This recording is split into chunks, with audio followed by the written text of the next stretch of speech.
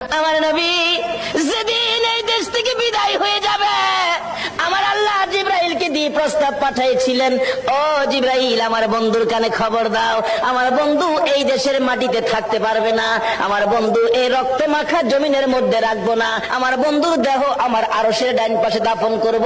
জিব্রাইল খবর নিয়ে ডাকতেছেন, হুজুর আল্লাহর সালাম গ্রহণ করুন। আমি জিব্রাইলের সালাম গ্রহণ করুন।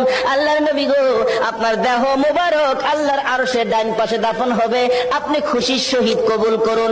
আমার নবী কোনো কথা কয় না, দুইটা চোখের পানি ঝরঝর করে ছাড়তেছে। জিবরাইল বলেন, ইয়া রাসূলুল্লাহ, এত সুন্দর প্রস্তাব নিয়ে আসলাম, কোনো কথা কন না, খালি কাঁদেন কেন জানতে চাই। আমার নবী বলেন, জিবরাইল রে, তোমার জন্য খুশির খবর হতে পারে, আমি খুশি হতে পারলাম না, কেন পারলেন না? রে জিবরাইল, আমার দাফন আল্লাহর আরশের ডান পাশে হবে, আমি জানতে চাই আমার গুনাহগার উম্মতের দাফন কই হবে রে?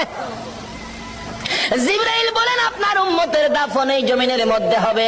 আমার নবীর কান্না আরো বেড়ে গেছে। জিবরাইল, না না, সইতে পারি না, আমি আর সে থাকবো আর আমার উম্মতেরা এই জমিনে থাকবে, আমার মন মানে না, প্রস্তাব আমি রাখবো না, আমার পক্ষ থেকে একটা প্রস্তাব আমার প্রভুর দরবারে তুলে ধরো।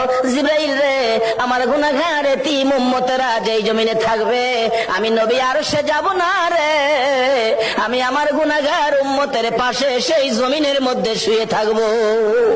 আরে দয়ালো নবী, প্রেমের ছবি আর আসবে না জগতে, আমার দয়ালো নবী, প্রেমের ছবি আর আসবে না।